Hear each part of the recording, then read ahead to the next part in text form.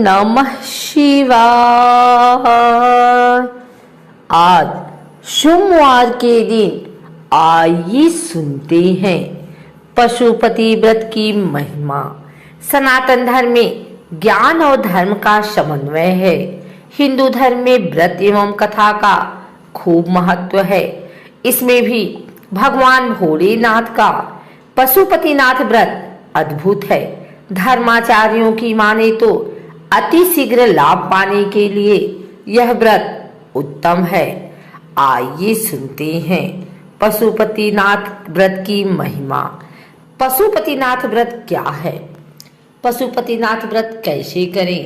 ये व्रत को पशुपतिनाथ व्रत क्यों कहते हैं? ये व्रत किसी करना चाहिए? ये व्रत से क्या लाभ होते हैं?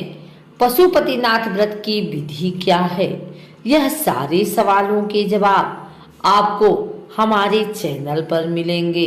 भगवान भोलेनाथ का स्मरण करके आइए सुनते हैं पशुपतिनाथ व्रत कथा। पशुपतिनाथ व्रत का उल्लेख शिव महापुराण में है। सृष्टि के सर्जनहार, देवों के देव महादेव संसार की मोह माया से परिचित हैं। संसार के सभी पशुओं के मालिक हैं, नाथ हैं। इसीलिए इन्हें पशुपति नाथ कहते हैं। एक कहावत है, मानव मात्र भूलने पात्र, यानी हर एक मनुष्य से जीवन में कहीं न कहीं गलती हो जाती है और कर्म के विधान के अनुसार अपने कर्म फल भुगतने पड़ते हैं। अच्छे कर्म करने वाले को अच्छा फल मिलता है, बुरा कर्म करने वाले को अपने कर्म के हिसाब से उन्हें फल मिलता है। हम मनुष्य हैं, पर कई बार हम मानवता छोड़ पशु जैसा बर्ताव करते हैं। पशु जैसा वर्णन का अर्थ है हम मानव हैं। ये भूलकर हम गलत काम करते हैं जो एक मनुष्य को शोभा नहीं देता। कर्म के सिद्धांत के अनुसार हमें हर एक कर्म की सजा भुगतनी पड़ती है। कई बार हमारे पापों का पटरा इतना बड़ा होता है कि उससे मिलने वाले दुख सहन करने की शक्ति नहीं होती। जीवन में अचानक आने वाली आफतें हमें विचलित कर देती हैं। आगे का रास्ता नहीं दिखा रहा होता, यहाँ तक कि हम मृत्यु के लिए सोचने लगते हैं। हमें दुख की इस घड़ी से बाहर निकलना है तो हमें भगवान पशुपतिनाथ का व्रत करना चाहिए। हमारे कर्म हमें पता है और भगवान को पता है। कोई भी मनुष्य का अच्छा या बुरा होता है तो उसे उसका कारण भी उसे पता होता है। हम हमारे कर्म का पश्चाताप करना चाहते हैं। प्रायश्चित हम जिस मुसीबत से गुजर रहे हैं उसे छुटकारा पाना चाहते हैं। हम आगे का जीवन परिवार के साथ सच्चे मनुष्य की तरह बिताना चाहते हैं तो हमें यह व्रत अवश्य करना चाहिए। पर व्रत करने से पहले हमें निष्पाप होना है। मन, वचन, कर्म से किसी का गलत नहीं करना है और ना ही गलत सोचना है। हमें शुद्ध होके भगवान भोलेनाथ की शरण में जाना है। उनसे प्रार्थना करना है कि हे प्रभु, जाने अनजाने में हमसे कोई गलती हुई हो तो हमें क्षमा करें। हमारी गलती हम दोबारा नहीं दोहराएंगे। हम पे कृपा करो और जीवन की इस मुश्किल घड़ी से हमें बाहर निकालो। पशुपतिनाथ का व्रत दो तरह से प्रचलित है। दोनों प्रकार के व्रत की विधि मैं वर्णन कर रही हूँ। शिव पुराण के हिसाब से जो व्रत की विधि है उसे भी यहाँ वर्णन कर रही हूँ। हमें सच्चे मन से भगवान भोलेनाथ की भक्ति करनी है। यह हमारा लक्ष्य होना चाहिए।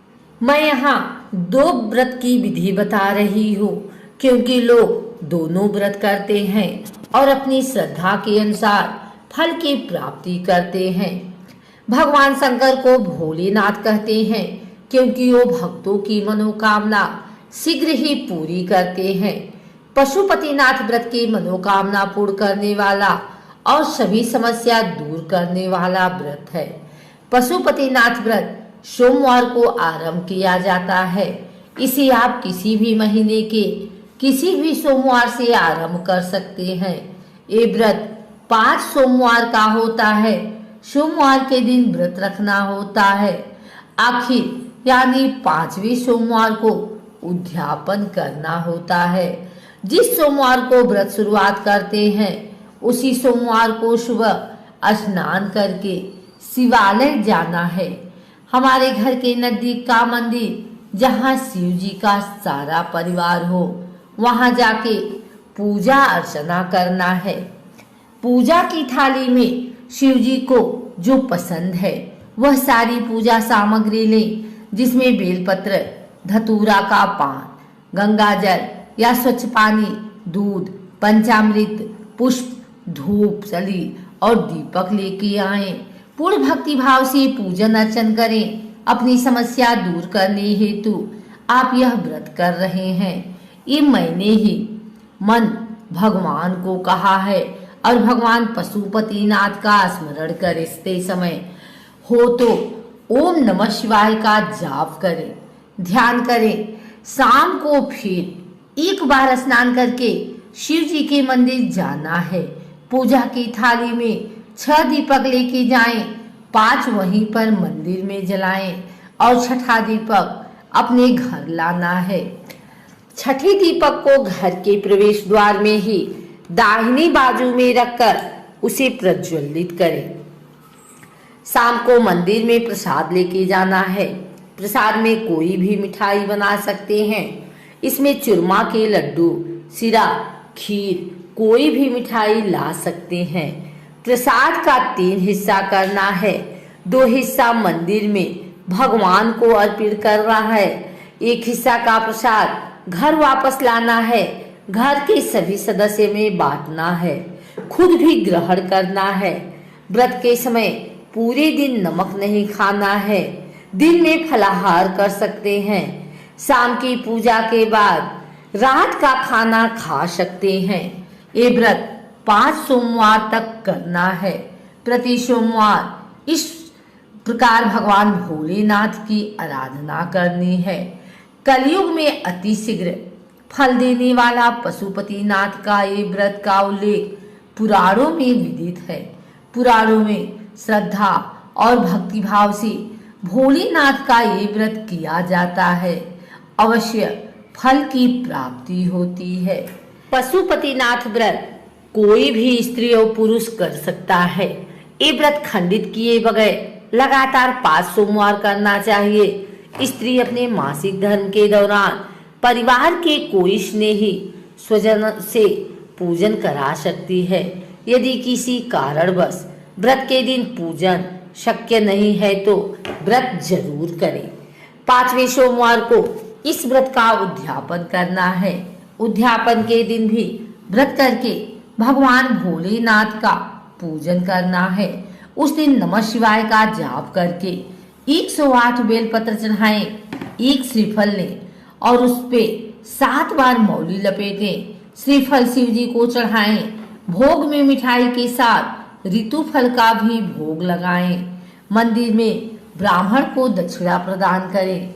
एक समय का कच्चा खाना देना है और जो भी अपनी शक्ति के अनुसार दे सकते हैं प्रदान करें। मनुष्य पूर्ण श्रद्धा और भक्ति से ये व्रत करता है तो उसे अवश्य लाभ होता है।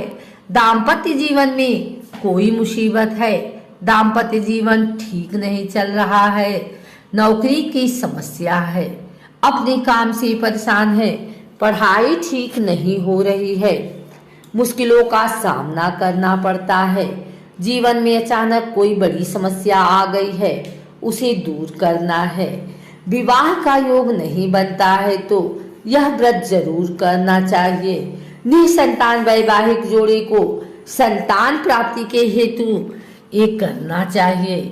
ऐसी कई मनोकामनाएं पूर्ण करने हेतु भगवान पशुपतिनाथ का व्रत किया जाता है।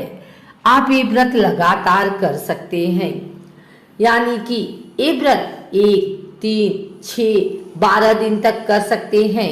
एक कई महीनों या साल तक भी कर सकते हैं। ये व्रत शिवालय यानी भगवान शिव के मंदिर में करना चाहिए। भगवान शिव की पूजा सुबह में भी करनी चाहिए और प्रदोष काल में भी करना चाहिए। भगवान शिव के प्रिय वस्तु से पूजन करना है। भगवान पशुपतिनाथ 5 मुखी हैं, इसीलिए हमें हर एक रूप के लिए एक दीपक प्रज्वलित करना है। सुबह और शाम 5-5 दीपक जलाएं। भगवान पशुपतिनाथ को जो भी अर्पित करें वे 5 बार करें। भगवान पशुपतिनाथ के 5 मुख हैं।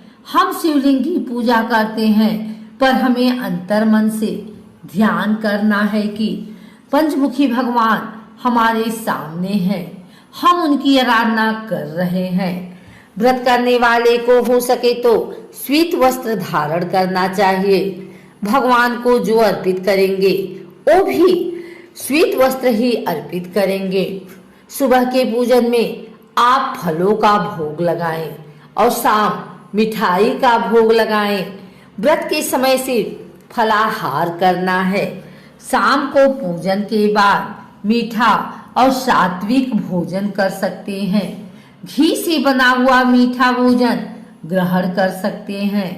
व्रत संपूर्ण पवित्रता से होना चाहिए। इस समय अशुद्ध जगह में नहीं जाना चाहिए। सूतक वाला घर या मासिक धर्म वाली महिला के अंतर बनाए रखें। हमें काम, क्रोध, लोभ, मोह से दूर रहना चाहिए। किसी की निंदा नहीं करनी चाहिए, नहीं किसी की निंदा सुननी चाहिए।